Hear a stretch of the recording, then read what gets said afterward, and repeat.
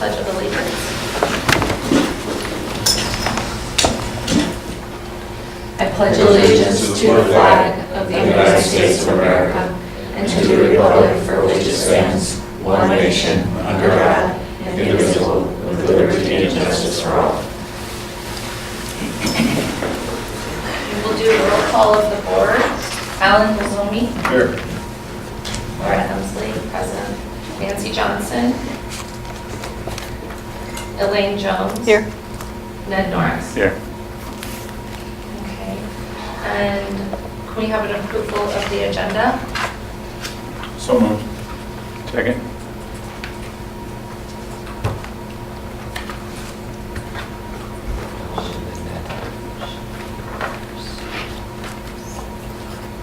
Any nays? Any what? Nays. Oh, Is that I thought what she Otherwise, said you vote names. against that Do motion. you vote against? Yes. Thank you. I thought she I wasn't said, gonna do roll call. names. Yeah. It's okay that I don't do roll call, right, for every motion? You don't have to do roll call. Okay. You just say, Okay. All in favor? I mean, you can just say all in favor. if you Okay. want. You can just say, yeah. All in favor? Aye. Yay.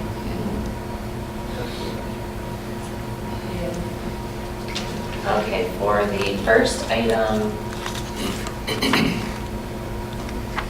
do we have any SUSD 12 Employee Benefits Trust Board comments? None? Okay. The second item, we have a contract administrator report to be presented by Anthony Sylvester from UMR. All right. If you will take a look in your agenda to the second and third pages, you will see a balance sheet and income statement. Probably two of the more simplistic balance sheets and income statements you've ever seen.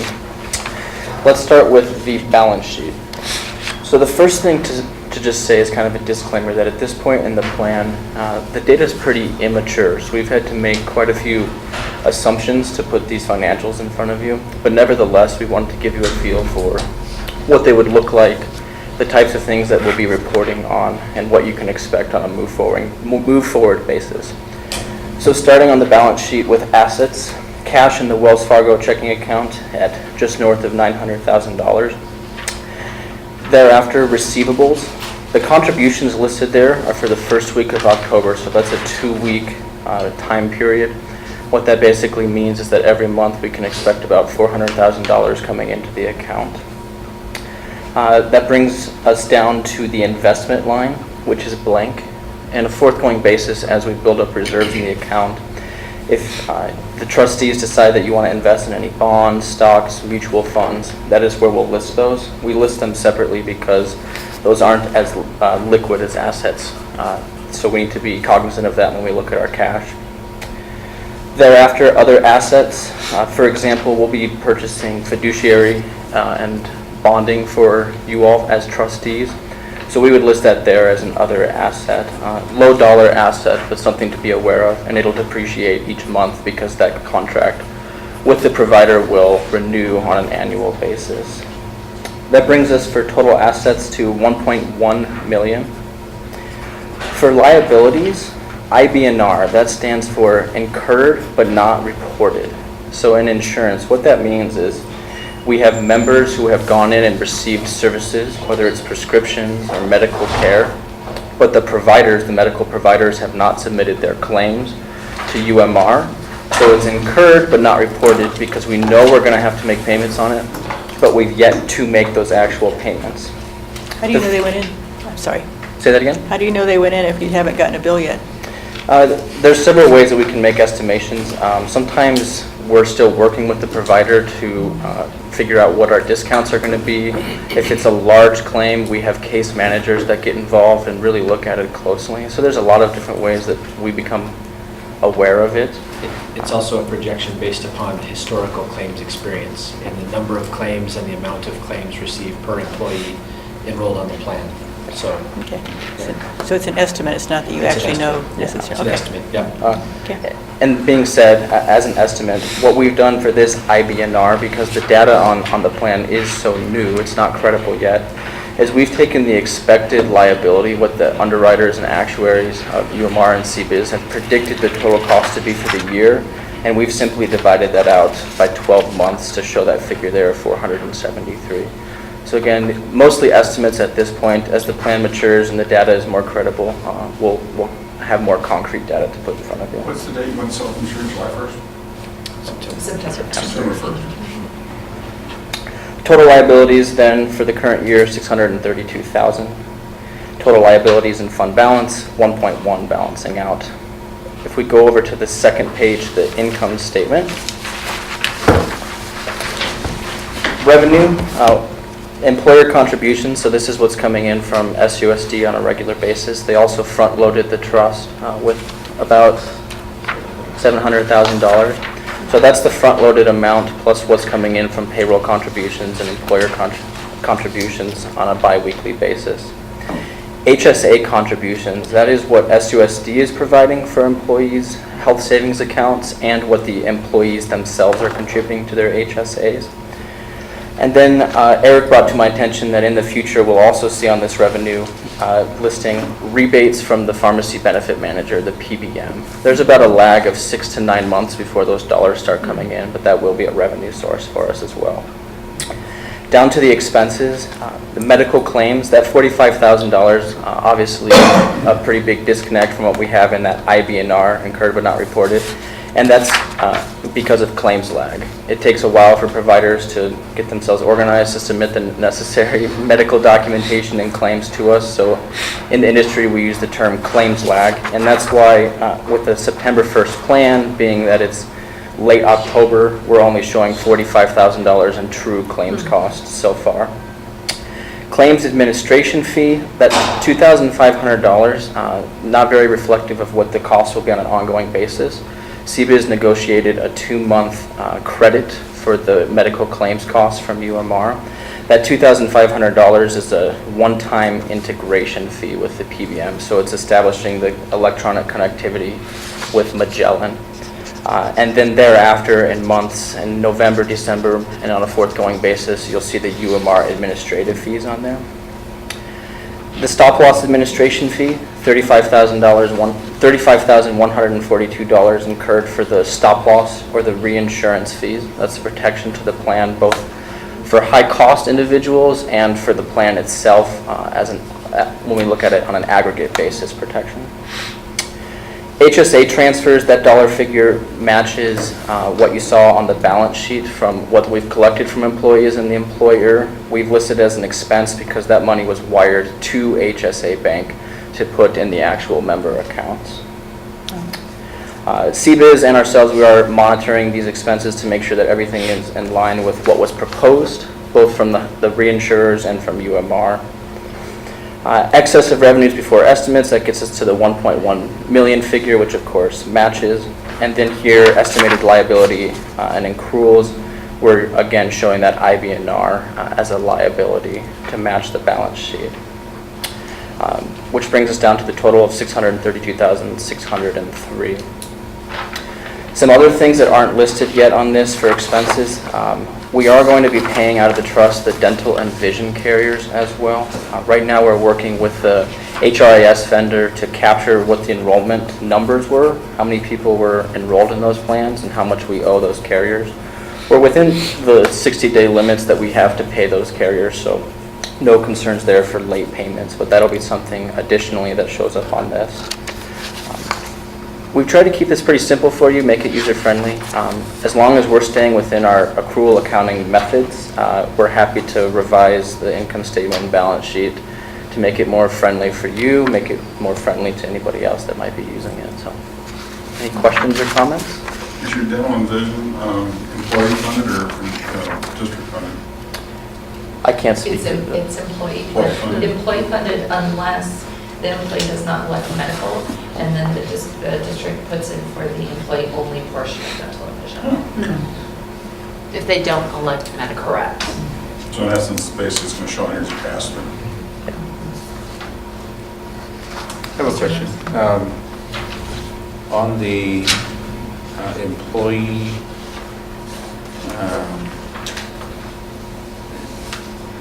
that's the HSA contributions is what the district pays into on behalf of the employee. Is that? As well as the employee contributions if they choose to make it. Is that figure a monthly figure or a bi-weekly figure? This, oh, go ahead. Go ahead. We're showing it, it's largely estimated, but we're showing that as a monthly, so that, This figure right here, the 64,000 was a 3 pay period figure. We're averaging about $25,000 to $28,000 a pay period in employer contributions combined with employee contributions for their HSA accounts.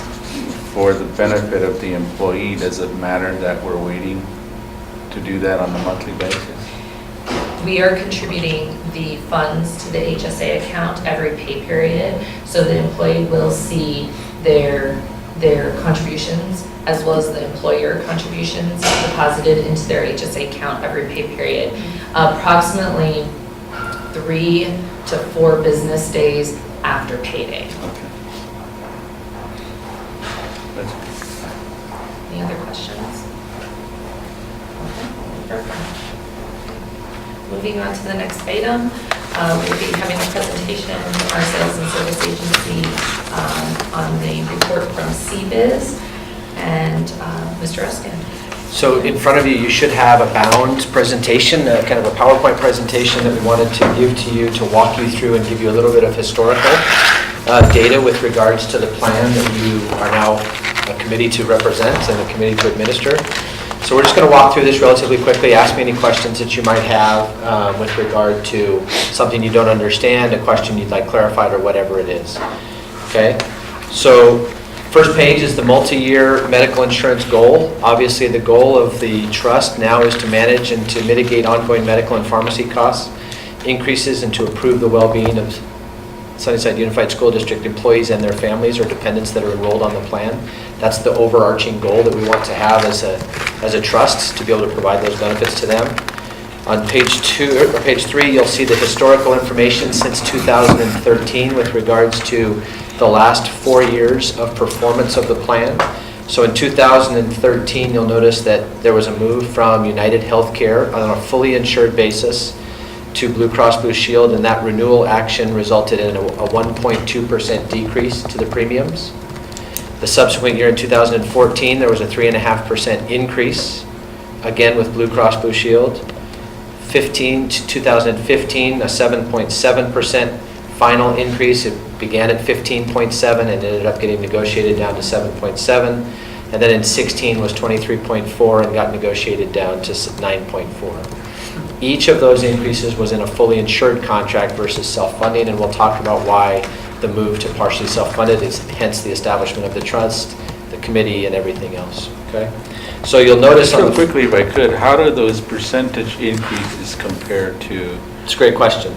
So you'll notice on the second to right column, the employee cost per employee enrolled on the plans began at $6,046 and ended up in 16 at $6,444. The average cost increase over that same period of time for a normal employer in town was approximately 5 to 7%. This plan has increased at less than 7% over the same 4-year period in cumulative total. So it's performed very well, but the move to partially self-funding is to capture some additional savings that are available to it if the plan performs well. Okay? So just to give you a little bit of idea of the plan designs, on the next page, on page 4, are the plan designs that have been in place going back to that historical date of 2013. One of the reasons why that you'll see, and the reasons why the weight to partially self-fund the plan was because of a richness of the plan designs. There was a zero deductible plan, which tends to encourage overutilization in this first year. So in 2013 and 15, the highest deductible plan on the right-hand side, the Choice Plus plan, the $1,500 deductible plan, was also not compliant with high deductible healthcare regulation. So in order to have a plan design that met and encouraged consumeristic behavior, we needed to make some changes. So in 2015, going into the 2016 year, you'll see the changes that were made on the next page.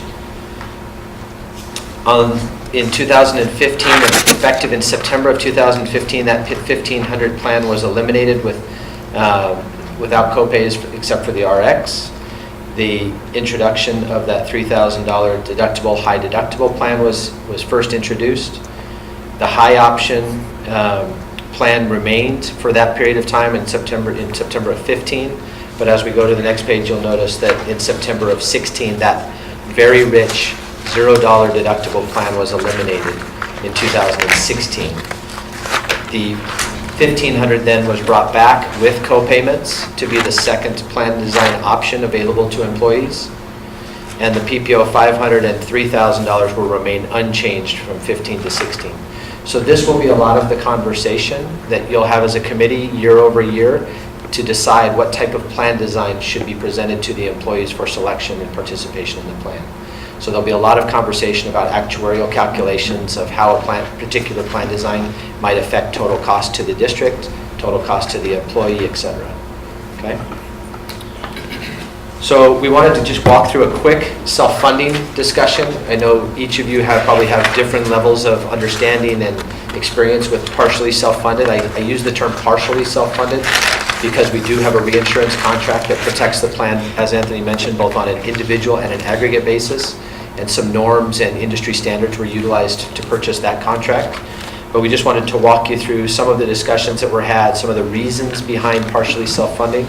So this has been vetted very thoroughly with the senior leadership team here at Sunnyside, the human resources team, the insurance committees, and the governing board in the discussions and leading up to this decision to become a partially self-funded trust as opposed to a fully insured plan. The main difference you'll know between fully insured and partially self-funded is fully insured, we pay the premium to the insurance company, that premium is gone, they assume all of the risk, and we generally pay 5 to 10% more than we would have otherwise because they're taking all of the risk and paying all the claims associated with our employees enrolled in the plan. In a partially self-funded plan, we calculate what the expected costs are going to be and what with the reinsurance carrier, also the maximum liability costs are going to be, and we provide those in fully insured equivalent premiums so that we can have per plan, per employee tier, what would be the charge for that cost. So generally speaking, there's a 5 to 8% decrease in cost when you move from fully insured to partially self-funded. Also, partially self-funded is a long-term strategy, not a short-term strategy. Fully insured, generally you're trying to manage renewal increases year over year and trying to get those at the lowest possible amount. Partially self-funded is a long-term strategy to engage the employees in wellness behaviors and to try to keep the cost of your claims down because the cost of your claims will be 80% or potentially slightly more of the total cost of your plan. Okay? So a couple of the reasons why self-funding was not beneficial, I mentioned a little bit earlier on page 8, was the richness of the plans that were being offered. There was no consumeristic behavior that was being encouraged of the employees. There was a rush to utilize because they had zero deductible. There were no barriers to cost of care when they went out to utilize the plan. So they had very low deductibles and the plan was tending to be overutilized. Is that what you mean by richness of plans? What does richness of plan mean? Richness of plans mean that there's very little cost sharing to the employee when they go utilize the plan. So very low co-payments, prescription drug co-payments, as well as deductibles. Okay. There still are very low maximum out-of-pocket expenses to the employees relative to what they would see in the marketplace and compared to other school districts, industry comparables and benchmarking. So the adverse overall claim profile and the number of historical large claimants was another item that we took a look at. The amount of large claimants, which was a person or a dependent, that would go out and have $100,000 in claims, potentially for a serious condition, a diagnosis or whatever, was very large and was running higher than the norm. And so that also made him not a good candidate to go self-funded. Okay? So why did that change? Because the cost trend, we've been starting to bend that. We've noticed in the last 3 or 4 years that the cost and the claims experience within the plan has started to get better. And the number of large claimants has decreased. There's a plan design shift, which encouraged more cost sharing and the appropriate level of cost sharing. So there was a barrier to some care. The utilization of the emergency room was reined in, I should say, because of the increase in the co-payments on the emergency room. So those were the appropriate cost or setting of care is also important when you're starting to utilize the plan. So those all became things that have changed over the last couple of years that made it beneficial to think that this was the year to become a partially self-funded plan. Has there been any analysis or assessments done to determine what were some of the factors that created the downward trend? Yeah, so one of the things that has also increased is the claims analytics that we've been able to do to kind of mine the claims data and be able to show that people are utilizing it in the more appropriate way. Consumeristic behavior in the high deductible health plan is a big reason for that. Also, that they're not rushing out to the emergency room or to the urgent cares, and the utilization rates in those areas have decreased significantly. So there's been a number of different factors for that. Okay. Thought maybe people were taking care of themselves better. I would like to think that, but unfortunately, we still live in a society where people believe that healthcare is to fix them when they get sick, not to keep themselves healthy. Or maybe leading any up to- demographic shifts in And the there's- population here? So the total enrollment has decreased Okay. in the last 4 years, total enrollment on the plan. However, it's been about the same percentage of enrollment as for full-time eligibles. So what we did was we issued an RFP through the last cycle for the renewal leading up to September, started at the beginning of 2017. Traditional carriers came back, which you would see in Blue Cross Blue Shield, United Healthcare, and Cigna. Cigna declined to quote. Blue Cross Blue Shield proposed 4% increase over your current fully insured policy if they wanted to retain the business. And United Healthcare proposed a 12% increase over the current. Okay. The trust plans, there are 2 trusts that operate in the state of Arizona that have some school district business. One is ASBATE, the other is APEP, or APEP. And they both put proposals forward as well, 6.5% on ASBATE and 5.9% on APEP. Okay. After we started looking on the right-hand side at the partially self-funded proposals, we've come to know that it was very beneficial financially for the district to strongly consider going the self-funded route. And there was also the same carriers on the left-hand side that proposed a fully insured contract, proposed what's called a bundled contract on the right-hand side. It was also determined that it would be better to not go with the bundled approach because of cost savings and things like that. And you'll see that on the financials in the next couple of pages. So the components of self-funding are very important to understand. We have UMR, who is our claims administrator. They do the overall plan administration. They do the claim payments and funding, the banking and funding coordination.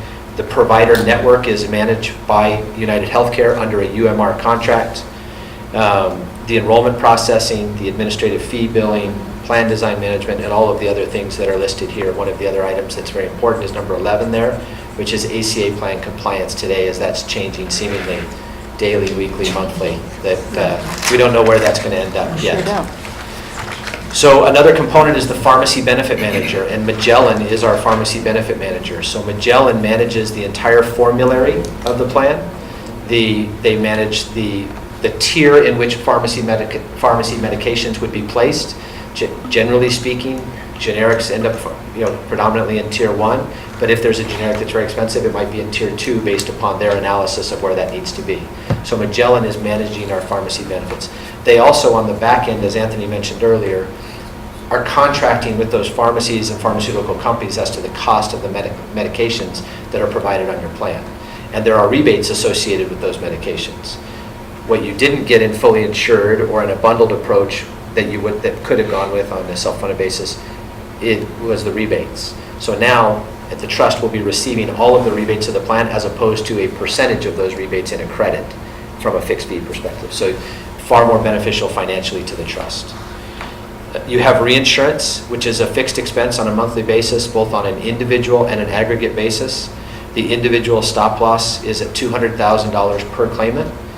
There was a Monte Carlo analysis that we did for the trust to determine what's the level of risk that we are assuming by placing it at $200,000. And that's a simulation of the claims experience of the district, bumped up against 10,000 different simulations to determine how many large claimants are we going to have in excess of that and how much is the premium savings to set it at the $200,000 level. So that was determined to be the appropriate level of risk and savings. On an aggregate basis, you have 120, go ahead. Is reinsurance, is that we're insuring against, like the FCIC with a credit union or something? What is it? Actually, no, it's a great question. So on the reinsurance basis, it's with an A-rated carrier, which is a vendor similar to UMR or to a reinsurer, Allstate, Farmers, that type of reinsurer. $200,000 is per each individual on the plan. If they have claims, you are responsible, the trust is responsible for the first $200,000 of those claims, and you will be then reimbursed for any claim that exceeds $200,000. Oh, so it's, Yep. okay, so it's insurance of our trust That's right. liability. Protection, it's protection against, we have a company here in town that just had a $3 million claim, right? So $2.8 million would have been reimbursed to the trust in that instance if a $300,000 or $3 million claim had been incurred. I wonder if the reinsurance people have reinsurance. They do. Yes, they do. Yeah. Lloyd's of London and many others. So, All right, thank you. so on an aggregate basis, you have what's called a corridor of risk, 120% is in your contract. That means at the beginning of each year, the insurer sets what is the expected claims amount for the entire group on an aggregate basis. And then 20% above that is your worst case scenario or maximum liability, your maximum claims factor. So that 20% corridor of risk is the risk that you assume by being a partially self-funded plan. Okay? You have your estimated claim liability, which I talked about in number 4, but this is calculated a number of different times throughout the year, and we monitor that, and you will receive reports with regards to how you're performing against the expected claims numbers and the maximum claims numbers. And we have our team of actuaries in our office that actually do that for our clients on a regular basis. So on a monthly basis, you'll see what claims, you'll see the financials, but you'll also see the claims that are coming into the plan and how you're performing against what has been projected at the beginning of the year, middle of the year, towards the end of the year. Okay? So on a fixed cost comparison on page 11, you'll look at the far right-hand column, and that was the most significantly beneficial proposal to the district. It was $235,000 below what the others had been proposed at. You'll notice that each of the above dark blue boxes gives you a detail of what was proposed. So Blue Cross Blue Shield bundled, which means that Blue Cross Blue Shield would have managed everything. They would have had the network, the administration, the stop loss, pharmacy benefit management, all would have been done under Blue Cross. Blue Cross Blue Shield with Magellan RX and that 110% corridor, so a smaller corridor of risk. But what they do is they inflate the expected claims number on the front end. So that was column number 2. Blue Cross Blue Shield at $200,000, which is the most closely aligned with where we wanted to be from the Monte Carlo analysis at $200,000, and at a 20% corridor of risk was the appropriate level of risk to undertake. Blue Cross Blue Shield with Magellan, and then UMR with Magellan. And so you'll notice that there was about a $170,000 difference in fixed costs between those two proposals, and that the far right hand with UMR, Magellan, and your reinsurance contract was $235,000 less than what was proposed initially by Blue Cross. Okay?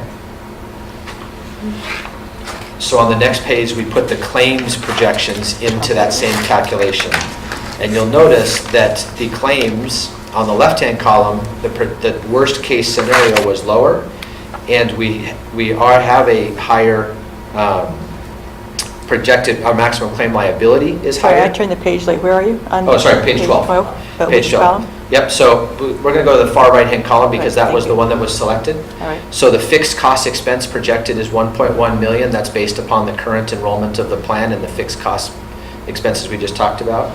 The expected claims liability came out at 6.5 million, just over 6.5 million for the year, which gives you an expected cost of the total plan of 7.6, almost $7.7 million. Okay? So one thing I wanted to show to you, or just reference to you, is we just did what's called a premium adequacy report. So when the premiums are set at the beginning of the year prior to open enrollment, the fully insured equivalent premiums, you can have individuals that make decisions between plan designs, and they might move from one plan design to another.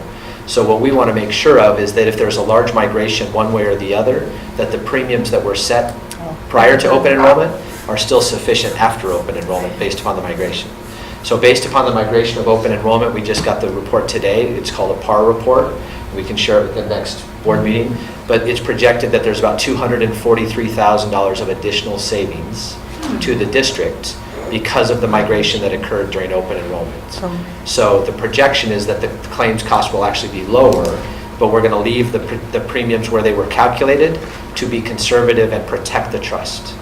So we don't want to make any adjustments after the fact, Well, but who we did- wanted to know, was there a significant shift that we had to consider making adjustments? They migrated from where to where?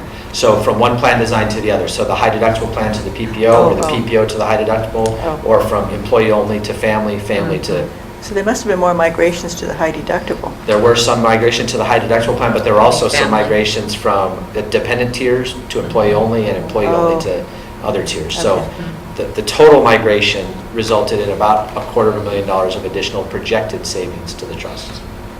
So, okay? Okay. So you'll see that the worst-case scenario, the maximum claims liability, and the worst-case scenario in the lower right-hand box is 8.985 million. That includes the fixed costs. So that is the worst-case scenario.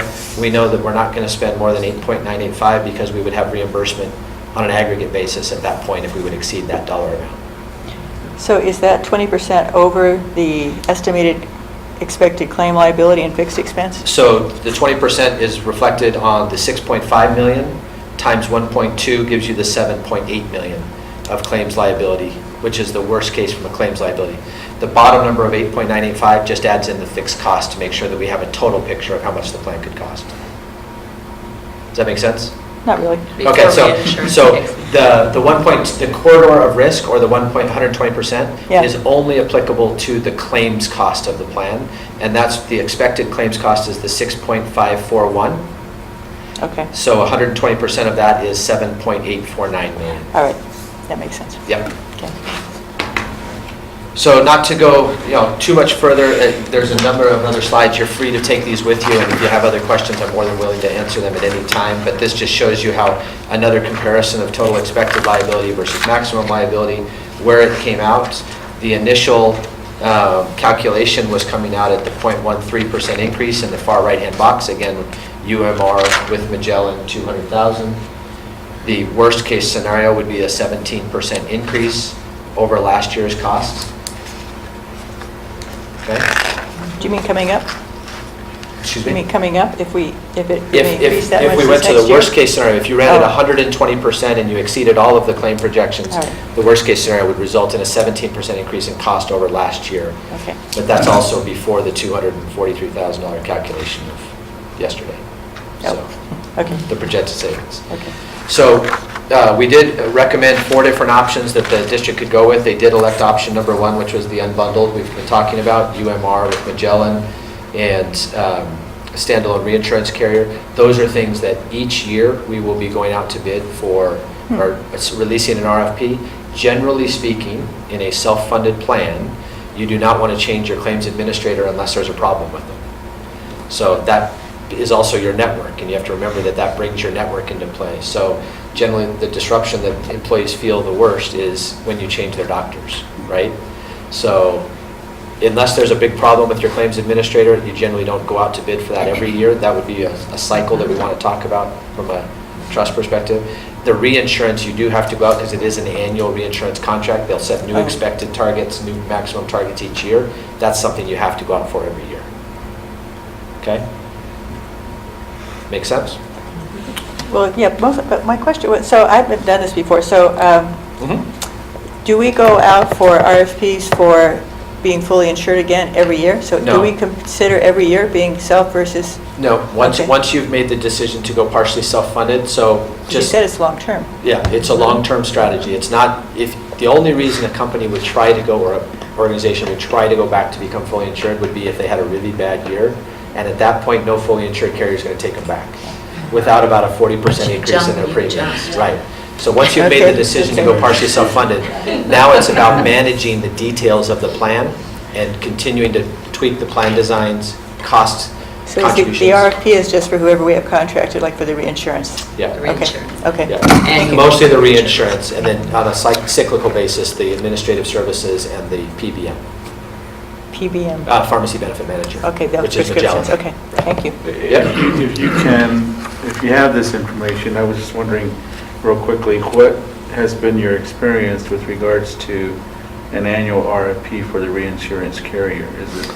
Yeah, that's a great question. So what we have to remember about the reinsurance is that is the only piece of your plan that is now what's called pooled, which means that you are blended with the rest of the community, and you receive pricing increases or decreases accordingly. Before, the fully insured, you were entirely pooled as a group, right?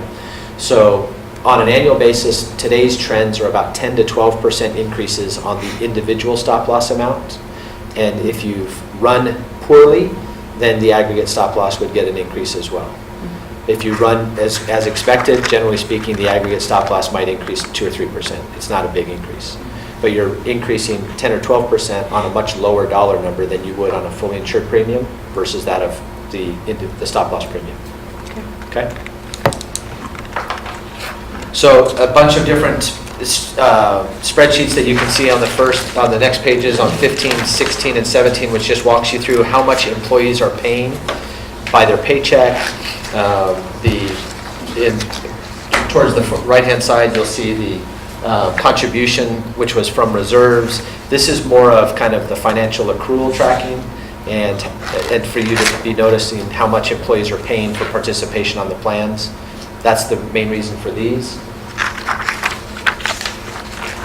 And we'll be talking about those quite a bit. Page 18 is just talking about the estimated annual total plan costs. Oops, sorry, I just knocked it over. That's all right. Now you can be whoever you want. Yeah, exactly. And then page 19 is where we wanted to just spend a little bit of time, which is a strategic plan. So that's really where you as a committee come into play significantly, is to help the strategic direction and to look at this at a more than 1 year. This is not a year-over-year decision-making process. This is really where do we want to go in the next few years as far as engagement with the plan designs, whether it's consumeristic behavior we want to drive people towards, whether it's a look at a review of the pharmacy analytics and potentially changing the formularies, which we can do to some degree under the Magellan contract. It's a changing of the reinsurance contract, potentially assuming slightly more risk if we think that the claims are not going to be up there to try to drive down our fixed costs. So there's a lot of different conversations that we will be having over the next year, number of months, actually, up to the year, leading up to the next renewal, so that you set the strategy for the next year. Do you have copies of the employee, or could we get copies of the, whatever packets the employees get about what's covered with each plan? Yes. Sure. Because that would be helpful, so I know what they're getting for their Yes. 500, 1,500, Sure. whatever. Okay. That's fair. Yep. So we handed out earlier at our last meeting, the employee benefits booklet, which is this, Oh, which I has have a that. very simple snapshot of what the coverage looks like. Okay. However, I can send you our SBCs, the summary of benefits coverage documents, so that you have that also. All right, for your thank you. review. I thought that was just formatted so nicely and so Oh, clear. thank you. For employees. Thank you so You much. must have We that worked then. hard over the years to streamline Yeah, those it booklets. was understandable. I thought it was really nicely done. So That came in. also, a couple of you have significant experience with partially self-funded plans. And one of the things that, from a strategic perspective, that we've noted on here is number 2, which is HSA full replacement. I know, Alan, you'll be able to speak to that pretty significantly because that's a strategy that the county implemented over a period of about 8 years in getting to full replacement on an HSA plan perspective, and the things that go along with that. Another one is, in today's day and age in partially self-funded plans, there's a lot of direct contracting that's going on. And I know Nancy has some experience with direct contracting with providers. So as if you choose to engage your employees in a different way or to steer them to a certain provider network or facility or those types of things, that can also decrease potential costs to the plan. So there'll be a lot of experience to be shared with regards to some of those strategic initiatives that you may want to undertake. Okay? So that's page 19, and then page 20 is the timeline draft, which, We'll be reviewing in a different agenda. yep, that's fine. So I originally had this item to be an info and action item because I had intended for us to have discussion and then approval voting on the strategic plan. However, I had a conversation with Eric earlier and we're recommending that the strategic plan be an open-ended item, something that we don't vote on and approve right now, but we continue to massage and adjust as time goes on. Because we don't have one yet, right? The strategic plan direction is the one that's on the board. It's the last page of the packet that you have. And this is kind of something that we've put together. Okay. Essentially from CBIZ Yep. as a blueprint for us to move forward. So Number one would be the plan designs that you're selecting. Number two is the consideration of replacement of the HSAs. And number three is the wellness plan and how you would engage your employees. Again, back to the original question, which was, how do we keep them healthy versus trying to get them to go to the right doctor when they're trying to fix themselves, right? We'd like to try engage them in a different way. Our compliance with preventative care measures will be important. We have a very low participation rate in preventative care utilization, so another place that can be engaged. What's the split of your plans right now? How many you got in the high deductible, how many in the PPOs? Still, I believe it's slightly more in the PPO today. PPO, I want to say it's 500. 65-35, something along those Yes, lines. it's still significant. And your HSA contributions are what? $500. $500 a year. For no matter what plan? That's you're in? correct. And do you have Are you doing demographics? HSA contributions for PPO people?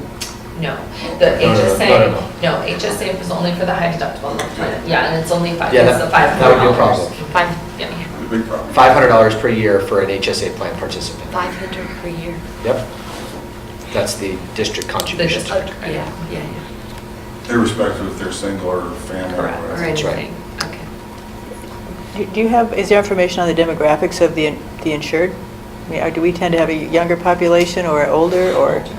We tend to have I believe we're around the 45 and 44, yeah. up is around our average age and gaining historically. And predominantly single employees Yes. enrolling in the Single plan. enrolled. Yes. Lots of dependents that are not enrolling. Correct. What are they doing, I wonder? A lot of access. Spousal a lot of coverage. marketplace and spousal coverage, yeah. We are historically, our dependent level insurance has been very cost prohibitive.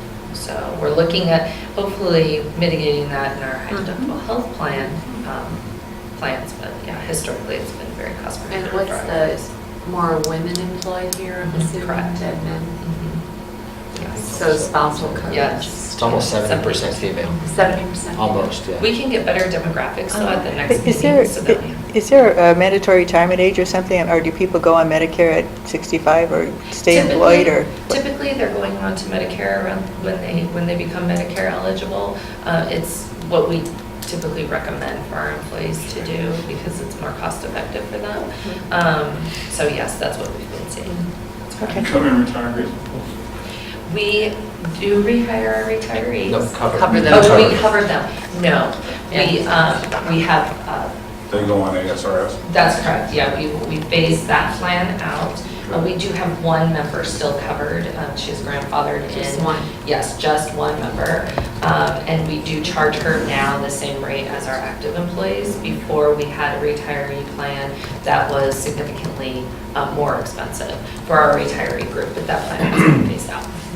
What about education and wellness? I mean, are you doing an education plan to show employees that it's smarter to be on the high deductible plan than the PPO? Yeah, that's a really good question. So during our open enrollment timeframe, we do mandatory meetings at all of our school sites as well as at all of our department sites. And during that time is when we really do the big push as to why, it might make more sense for you to go to the high deductible health plan rather than staying on the PPO 500 plan. A couple of years ago, we had a calculator that was really beneficial, but then we weren't allowed to use it anymore because it wasn't approved by the vendor that we were using at the time. However, this year we did do, again, those mandatory meetings, and we went out there and talked to all employees about really doing their financial analysis and looking at what their claims were last year versus what they paid in premium and what that could have looked like in savings. That's helpful. So we are doing some education during open enrollment.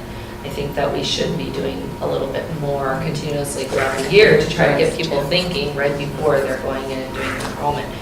And as far as wellness, we have over the past 7 years, we've been doing consistent work with the Wellness Council of Southern Arizona. Everybody's pretty familiar with WellCOA. So we've been working with them. We have recently terminated our contract with them when we went self-funded because we did not have the funds allocated for wellness that we had prior when we were fully insured. So we're no longer working with WellCOA as of right now, not to say that we can in the future, but as of right now, we have kind of put a halt to our wellness plan, hoping that maybe we can come up with some sort of strategies and things like that with this committee also. think also potentially the savings on the self-funded side versus what was in fully insured will more than offset the ability to bring WellCOA back into play Right. if we want that to be the case. So another resource that you have available to you is a lady at our office who was from WebMD. Her name's Anna Ponzarella. She develops wellness plans for employer groups and sits with a committee that might be formed or someone to discuss what are the resources that we have available to us through our vendor contracts today, what do we need from a platform perspective, and how do we best engage the employees in that wellness plan, either through incentives, penalties, however you want to draw it up, and will give us a lot of different options as far as to doing that. So that's part of our resources that we bring to you. Okay. What does OON and OOP stand for? Out of network and out of pockets. Okay. So out of pocket would be the maximum amount that an employee could pay on an annual basis, and out of network means the network of providers. Yep. Okay. What are the costs associated with the WellCOA program? It depends on the services Right. that you're requesting, so. But what has it been historically? What We have were it- spending about $25,000 a year, and we had on-site health coaches for 24 hours a week. So we had, they would do exercise classes for us, go out to our sites, meet with our employees, have one-on-one health coaching. It was, it's a pretty neat system if you really implement it. What we found, and this is probably a conversation for another day, but what we found was that a lot of the worried well were the ones that were consistently using the program. And so it was the same 200 people that were using the program, and we have 2,000 employees. So it was one of those difficulties in getting that reach out. Do you do any biometric testing? So yes, so we during our health fairs we would do all of our the pricks and all that stuff. We would do those during our health fairs once a year. We started out doing that about 6 years ago when we had United Healthcare. We had great results because they were giving a $75 gift card for everybody who would actually go and have their biometrics done. And then we saw that slowly decline, actually rapidly decline. It went from over 350 employees to 120 the next year when that gift card was no longer offered. So, but we did do it up until last year. This year, again, we kind of put a halt to everything, just kind of trying to reset and see what we need to do. And again, you all will have good experience in this. One of the things that you try to do from a biometric testing perspective is there's not always the data integration that's necessary to really glean anything from that employees just getting to know the numbers of what they have as an individual. However, it's great to turn them towards a preventative care and a relationship with a doctor or a clinician that can manage their health over a period of time. And sometimes that's even better than the biometric testing that you do that just tends to get lost in the shuffle. So part of a wellness plan can be to strategically drive people through to the preventative care, which is covered at 100%. There should be no barrier to them to getting that care other than time and ability to get into a provider. So sometimes that's the type of relationship you enter into instead of biometric testing, which can be a little bit more superficial. Yeah, unless you have to take time off work and lose money to go to the doctor's That's appointment. right. That's why you look at potentially direct contracts that have extended hours, they have weekend hours, they have the ability for telemedicine, they have all kinds of different things that are available to I them. guess we can't allocate. They can take X number of hours off from work with no paid time, paid doctor visit time or something. Well, anyway, we'll talk about it We later. do that, Absolutely. we do that for our employees. Yeah. But Yep. they just gotta run down the hall, so. Yeah. Absolutely. That's nice. Easier. Yes, we're paying you while So you're. those are the types of things, and then obviously within the ACA, constraints of the ACA as well as what they are encouraging is the development of a wellness program that would incent employees through premium differentials. And on a wellness plan that's correctly constructed, it can be up to a 30% differential in premium. And smoker versus non-smoker rates can be up to a 50% differential in premium. So, I like it. Any other questions? No, I know you have more comments? stuff on the agenda, Okay. so probably Yes. want But just a No, little not a problem. fun meeting. Okay, so we're going to go ahead and move on to the call of the audience, and I do not have any call of the audience card, so I do not believe anybody is going to be. Mr. Mr. Morrison. Wonderful, so we'll go ahead and move on. Can I get a motion to approve the minutes from the September 7th, 2017 task force meeting? Second. Did we get them? I guess we did. All in favor? Aye. All opposed?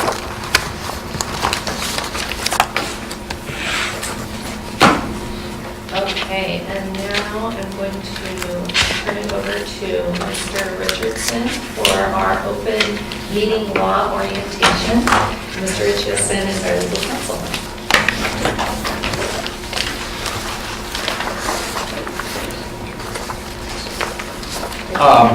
Hi, I'm John Richardson. I'm general counsel to Sunnyside School District and have been for an embarrassing long period of time. And, for some of you, Ned has been on the governing board before, so he has been subject to the open meeting law. Some of you probably are real familiar with the open meeting law, or maybe you've been on a public board before, maybe not. Anybody else been on a public board? Okay, you've been on a board, okay. So what I want to do is just, you are now, a public official under the open meeting law, and so we'll just spin through kind of what the rules are. And is it a 4 member? It's 5. I'm the 5th So you're the 5th member? Yes, that's correct. Okay. So we'll start with, and for heaven's sakes, if you have a question along the way, just ask. 1, well, does it apply to us? Yes, and in the top bullet, I give you all that real crazy wording that just says, yes, we have to. So what's a meeting? Okay. A meeting is what's controlled by the open meeting law. Okay. And a meeting is a quorum of board members. So for us, that's going to be 3 since there's 5 of you. But it's only a meeting if a quorum of board members talks about something that relates to what you do. So all 5 of you could be out to dinner, and if you're talking about, the football game, you have not violated the open meeting law. Now, depending on what board you're on and what you're doing, if people see all 5 of you together, there's going to be a lot of because they're going to think that you spoke about business that you could have. But, so you don't have to worry, oh my goodness, I've run into somebody at the basketball game and another board member walks up. Don't worry, just don't talk about, what do you think of that decision on the HSA full replacement? How's that going, you think? Okay. So that's pretty obvious. But here's the places that aren't. Okay? Emails and text messages are the hardest things. Right? Because somebody will, we can communicate to board members all we want. Right? Because that's going out to you. And so we can send all 5 of you the same thing. Right? Now, if one of you talks to another board member, that's not a violation of the open meeting law because that's not a communication involving a quorum of board members. But you get an email on this group email, and you have a little question. Is this something we're going to address at the next meeting? And you push reply to all instead of reply. You've now communicated about an action item to a quorum of the board, and that's technically considered a meeting. So the simple thing is, don't use reply to all in this setting. If you feel like, if Laura sends you something and you have a question, send it back to Laura. Even if you think that other board members will probably have the same question or would want the same clarification, tell Laura that. Gee, Laura, you might let the other board members know. And again, that communication can be then sent out to all board members. But just be careful about, because, now technically what the Attorney General says is, I don't get very concerned about the first accidental reply to all, but it invariably results in that next email. Yeah, I had the same question, and also about, and then pretty soon, there's the string of emails, and off you go. Phone calls, obviously, if you have a phone call among 3 of you, that's a quorum. But a phone call between 1 and 2 persons is not a quorum. But Ned says, well, I want to know, how are you going to vote on that? And he calls you, and then he calls you, and he calls you. Especially when Ned does that, if he says, I'm going to support this, what are you going to do, Elaine? And then you say, I'm going to support it too. Then he calls Nancy and says, I've talked to Elaine, she's in support of this, I am too. What do you think you're going to do, Nancy? Even though there's only 2 people on that telephone call, that's considered what we call a serial telephone call, and they'll deem that a violation. Because obviously, we're communicating, we're basically doing the work that the legislature has said we have to do in open, we're doing it behind closed doors. Now, a lot of your work will be behind closed doors because the nature of what you do is, well, when you get into when we get these big things, your work's going to be in the open. But if you have to deal with an individual person's health situation and how does that fall on one side and what your folks say, obviously, once that becomes confidential information, we'll talk about how you get to do that, not out in public. So, what are the rules? We have to post a notice 24 hours in advance. And there's a saying, well, unless there's an emergency. There isn't an emergency,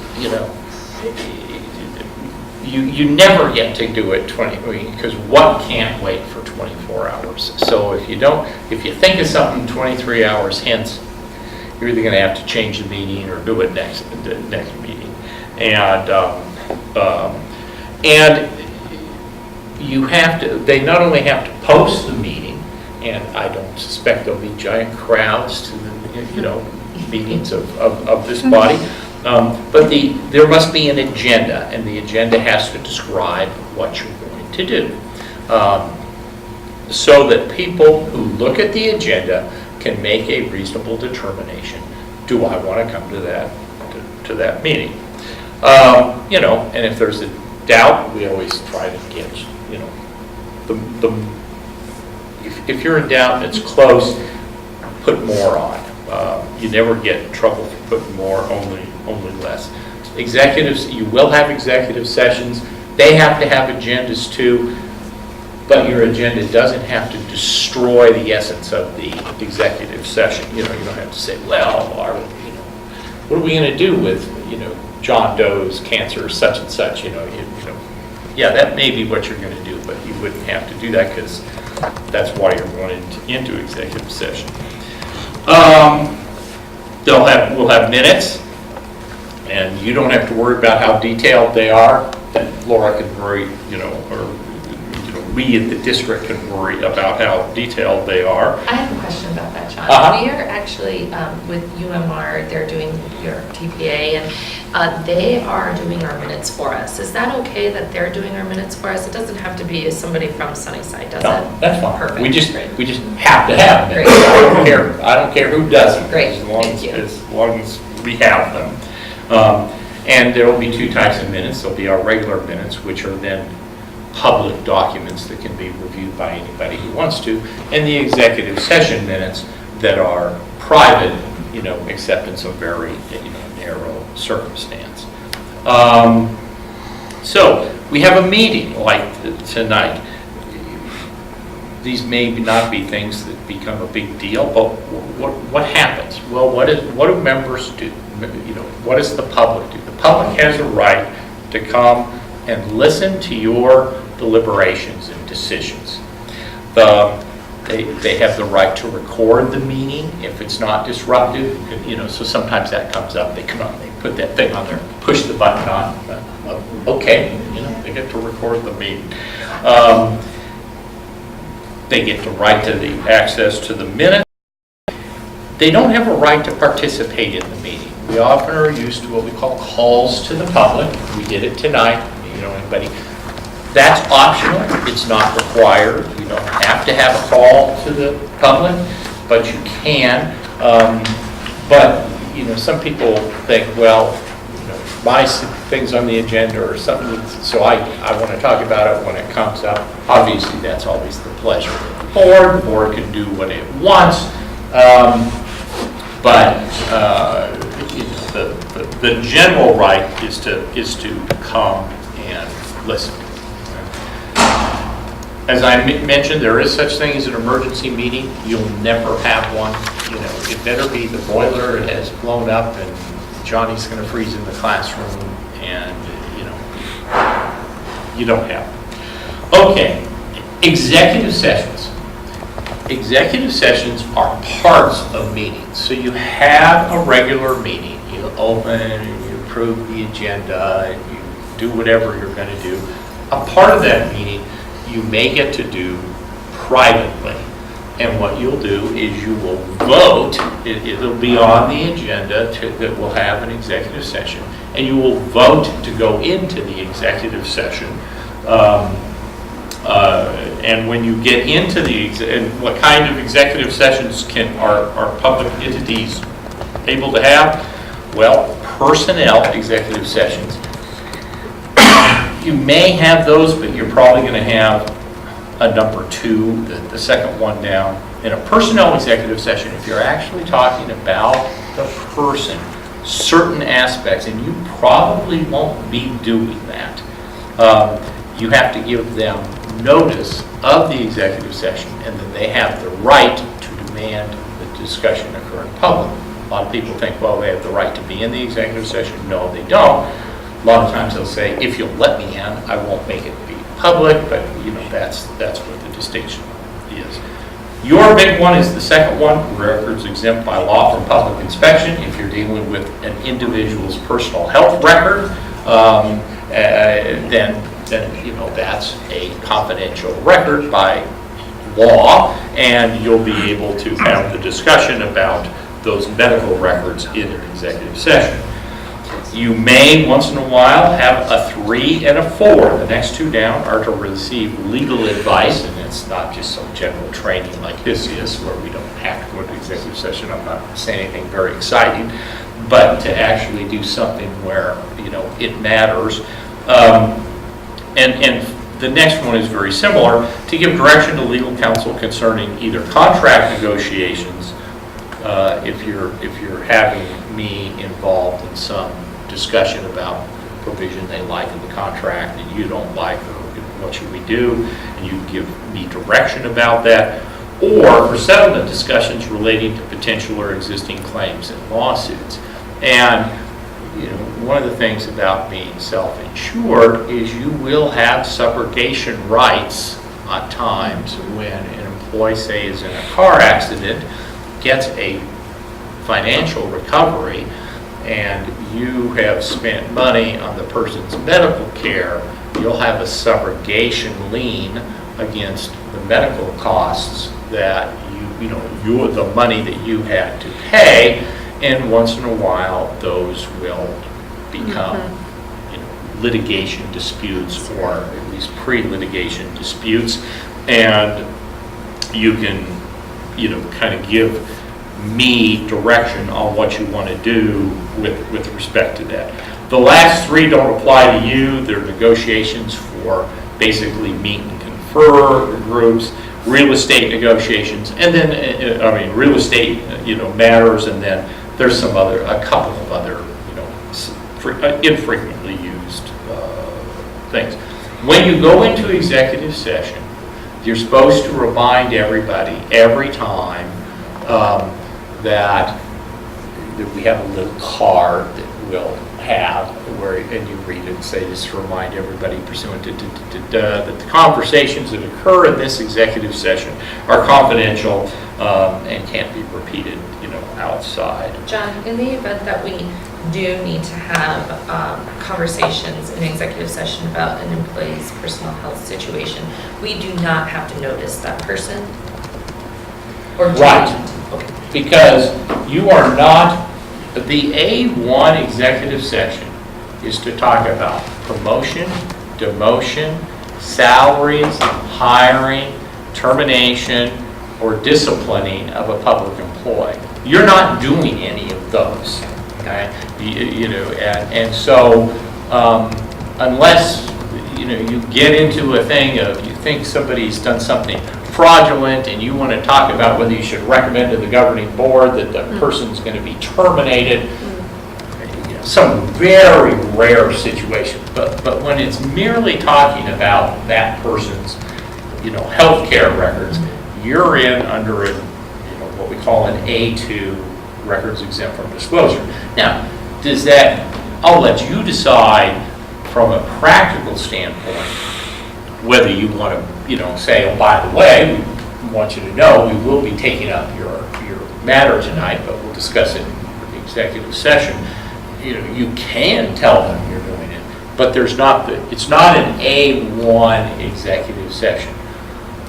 Personnel issues in general cannot be discussed in a personnel executive session. You can only discuss those specific things listed in the statute, and those aren't things we're normally going to do. Got it. So if I could add, so a lot of talk about the personal health information. I think somebody can get concerned about whether or not we're going to have employees coming in, we're going to be discussing their personal health situation. So one of the recommendations that we made upon becoming self-funded is that the fiduciary responsibility is on the plan administrator and not on the trust board. So you won't have employees coming in to discuss, hey, I couldn't get my medication for this, or I couldn't get my cancer treatment for this. I can't get in to see the doctor.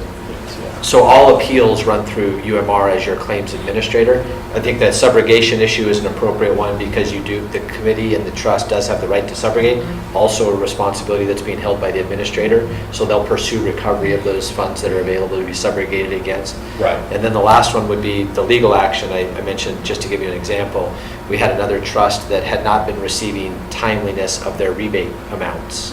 And so they engaged legal counsel to pursue those rebate amounts on behalf of the trust. So that would be a conversation. And I would assume from the administrative perspective, you'd also maybe bring to us, if you're seeing trends in claims from an aggregate point of view, that might inform plan design too. Yeah, and you'll be seeing that. But once they're aggregated, they're not going to be individually identifiable. Those are all going to be in Right, open. and You'll from our see- perspective, we never see an individual's name anyway. You'll never see No PHI. names, no identity. Yeah. You'll never see PHI.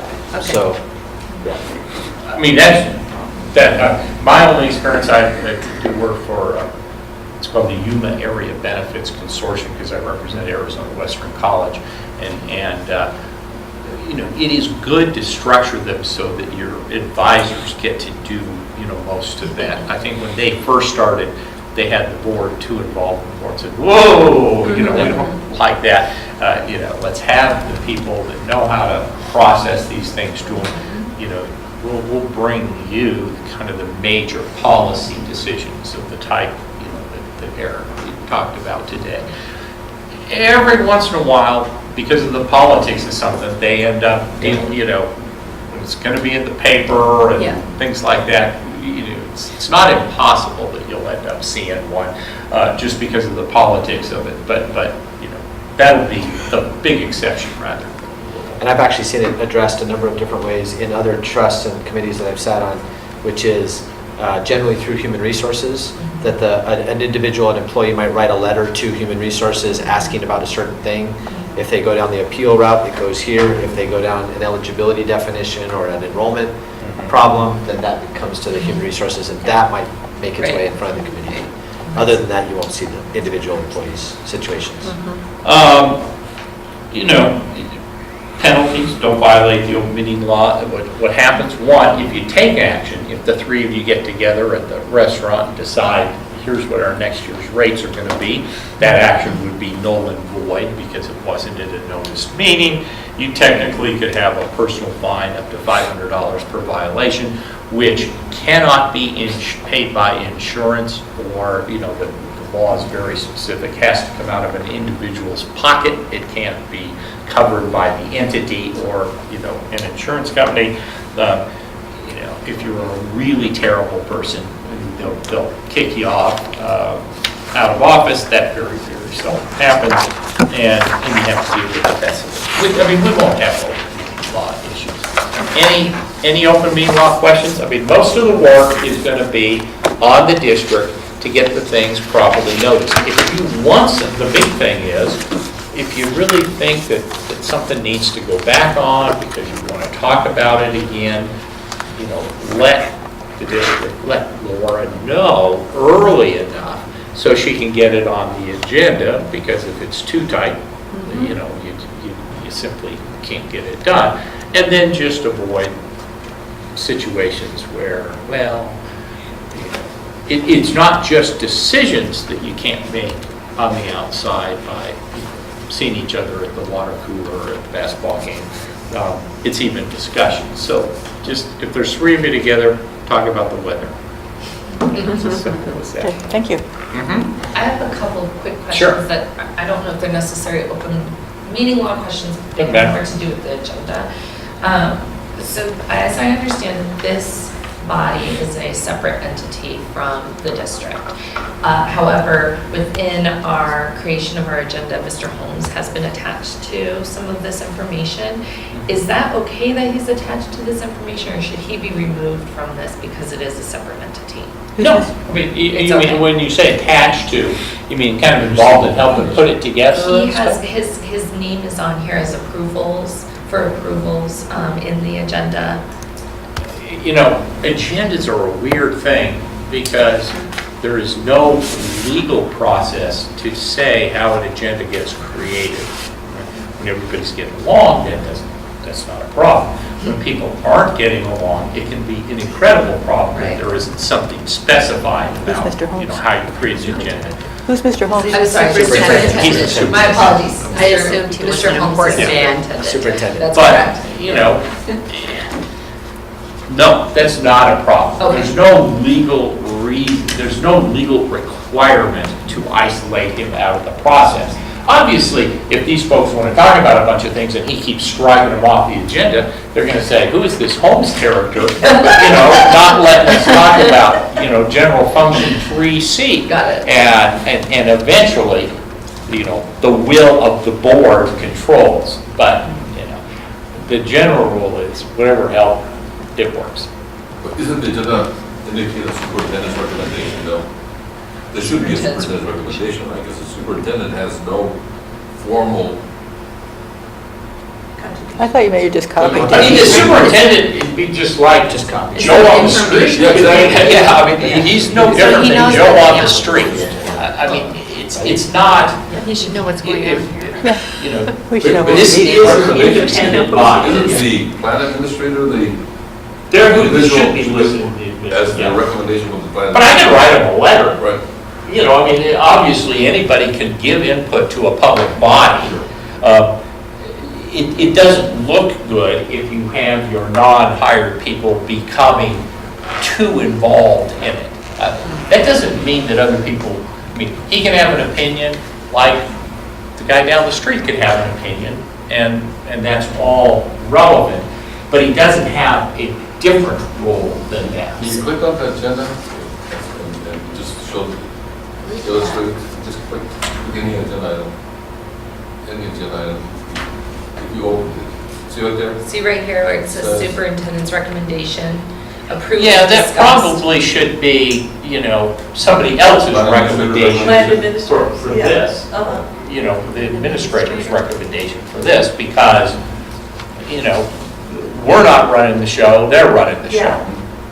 So is it okay to have that be the recommendation of the plan administrator, which Yeah. would be UMR? Is that correct? Yeah. No, like I'm saying, there are times when the district will have an opinion that they would like you to know, and they can, but to have that as the regular, I see what you're talking about as kind of the standard format. Exactly. Yeah, that shouldn't be the superintendent as the standard format, because, our plan administrators are the ones that are responsible. Thing. You just modify it and say you don't need to review by, Yeah. and just take off the recommendation, say Just take it all out. recommendation. Take superintendent It off and depends say- what they can do with the software. Right, You know, right, that's- okay. Or strike the whole thing. Or Yeah, strike all. strike the whole thing. It makes more sense. Emily, I'm gonna have to leave because I have to chair another meeting across town at 7.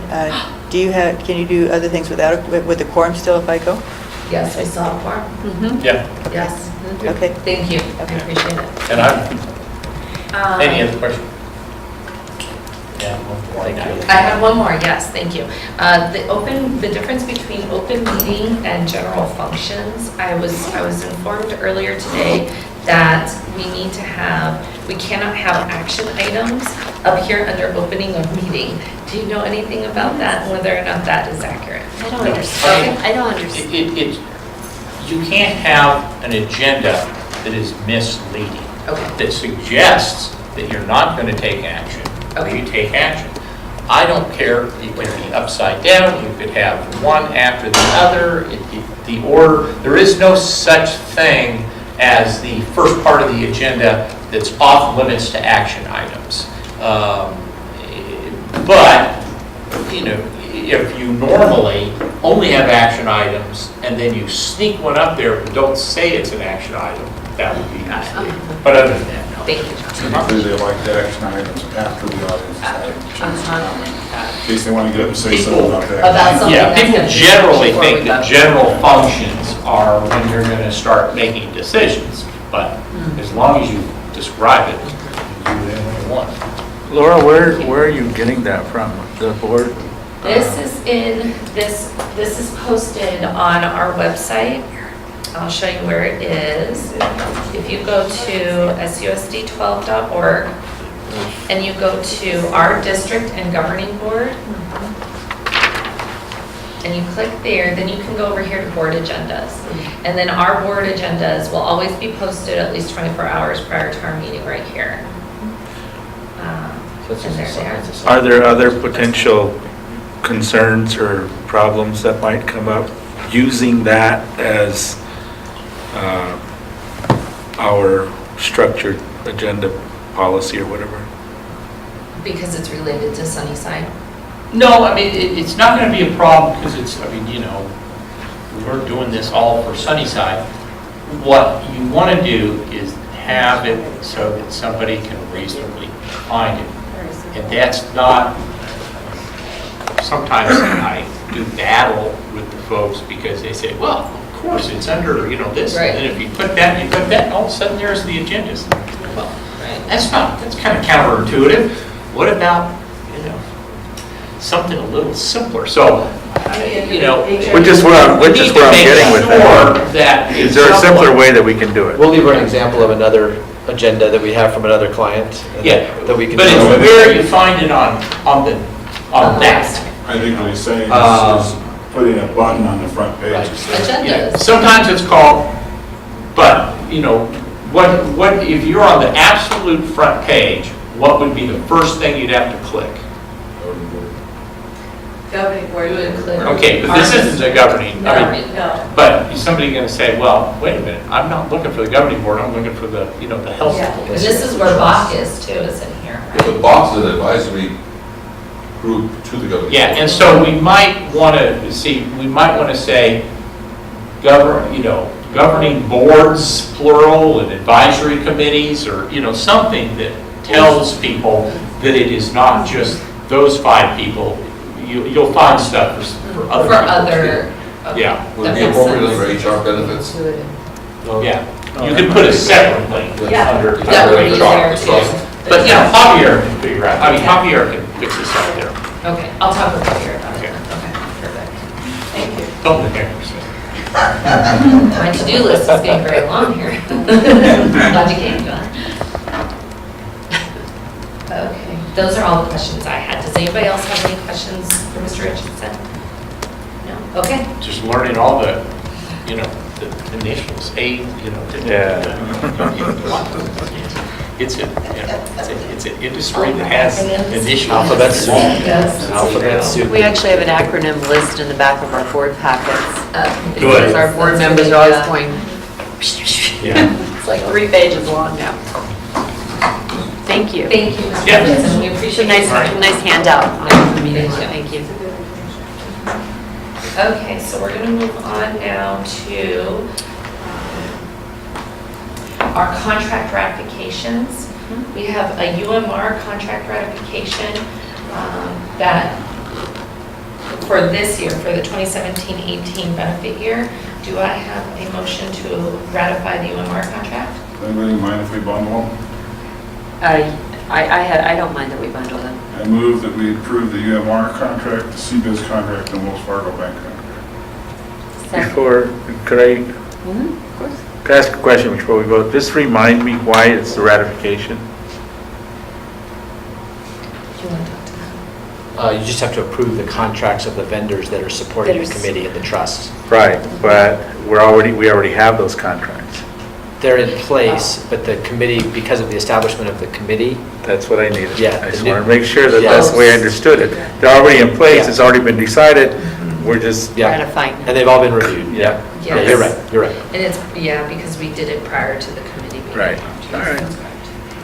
So this would be the opportunity if you didn't want to ratify them or we wanted to change the vendor. It's the opportunity to talk about work, huh? Yeah. Right. Nice to meet you. see you, John, good to see you. Yeah. Yes, you're right. So, Okay, so we have a motion on the floor. Mr. Pizzon. I moved item 3, C, D, and E. I second. Okay, any, all in approval? Aye. Aye.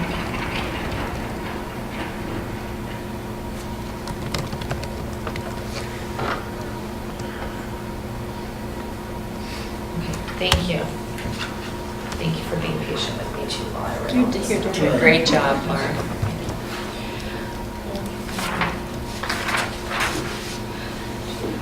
Okay, now we're on to our, second to our last item, our date determinations for our next meetings. In your packet, you should have a document that has the information for our next meetings.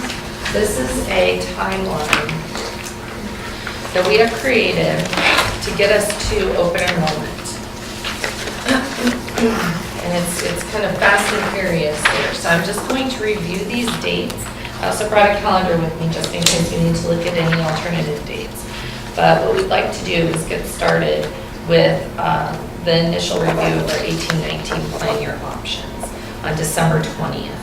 It's right before the break. It's going to be a busy time of year, but I'd like to get it started in order to give CBIZ enough time to bring back to us some rate information and what the plan design will look like with rates in early January.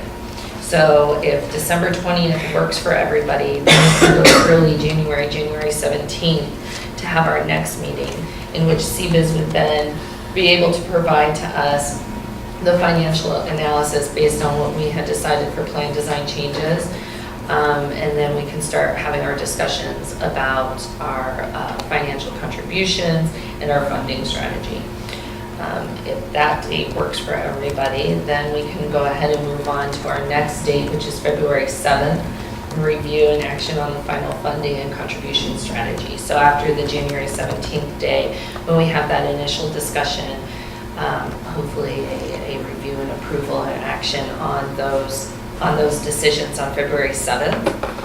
After that, we do have an IBB meeting scheduled in which the board will not need to attend. I typically present at those IBB meetings. That's interest-based bargaining, by the way. Thank you. Sorry, another acronym. Another acronym. It's our interest-based bargaining group, and they comprise our teachers bargaining group, which is SEA, Sunnyside Education Association, our classified group, which is SCEA, Sunnyside Classified Employees Association, and then our Administrators Association, which is SAA, Sunnyside Administrators Association. So, yes, so it comprises all three of those groups in one interest-based bargaining group, which is very nice, so we were able to present to the full group for their input and their feedback also. And then typically, after the IBB meeting, that is when we go to the governing board. And so then we have a governing board meeting on March 13th. It's right before our spring break. And then that will allow us to get rolling on creating all of our benefits communications and prepping our systems for open enrollment effective May 1st. And you may want to just clarify, so open enrollment begins in May 1st, but the policy does not renew until September 1st. So there's, because of having open enrollment prior to the summer months. So they make their decisions, but none of those changes occur until September 1st? That's correct. Well in Okay. advance, so. Okay. That's correct, which is something that I'd also like to discuss at a future meeting, looking at possibly changing plan year strategy and that sort of thing. But, because it is so far in advance of the plan effective date, it's really difficult. It can be very difficult for our employees to make those They don't decisions. remember what they did. Exactly. It's also very difficult on the actuaries because of the way in which they have to Yes. follow actuarial standards Right. and Yeah. chew up the calculations. Right. So, and then I think you might want to clarify, that I think these are just 3 meetings that they would be attending.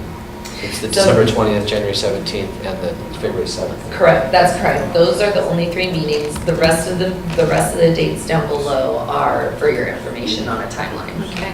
I will be out of the country on December 20th. I'll be in California.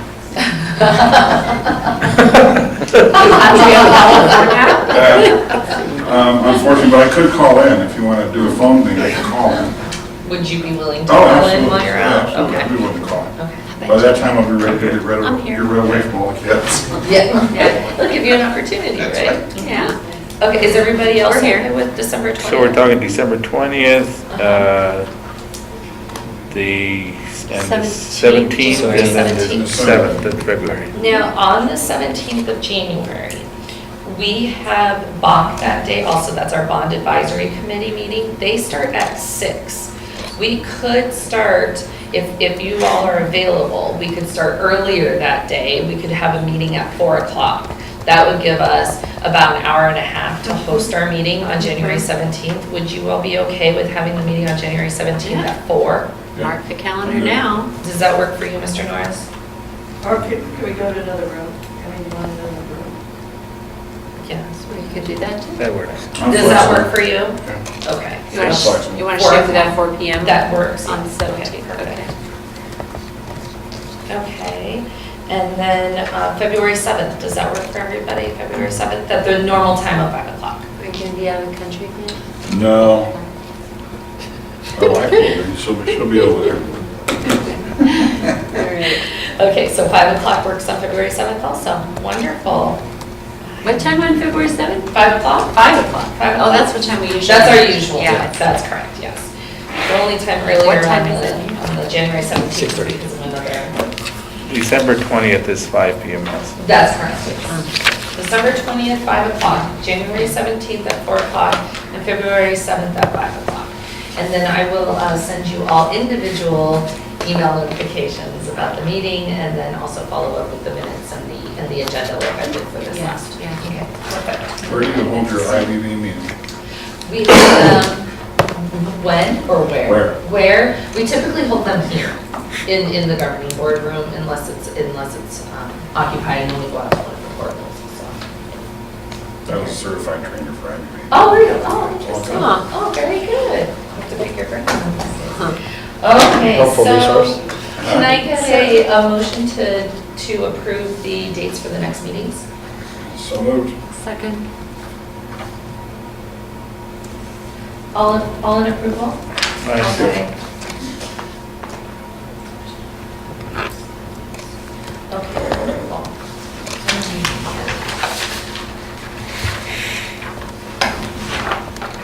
Okay, are there any suggestions for future agenda items? I think maybe just digging down into the strategic plan, one slide, where we have those kind of general areas of interest, kind of put more depth and breadth to those, or what those mean, what they mean in Great, thank you. I don't know if this is necessarily a future agenda item, but I would like to invite Mr. Encinas, our Chief Financial Officer, to sit at the table for all of our future meetings from here on out. Because I think it's very important that he has a lot of important contributions that he'll need to make to our group. Money. Oh, he's more than welcome. Yes. And I'm going to have him sitting right next to me. Okay. And. So we would be bringing you a copy of that PAR report that I mentioned earlier, the Oh, yes. premium adequacy report, so. Thank you. I will add that onto the next agenda also. And I will we can discuss the demographic data that I will be hopefully emailing to you, and the SBCs too. We can have that as an agenda item just in case there's any discussion. Okay. Any additional suggestions for future agenda items? Okay, wonderful. And any unfinished business? Does anybody have any unfinished business? No? Okay, thank you. And do I have a move to adjourn the meeting? Second. Okay, everybody in agreement with adjourning our meeting? Wonderful, thank you. All right, thank you, everybody. Appreciate your time today.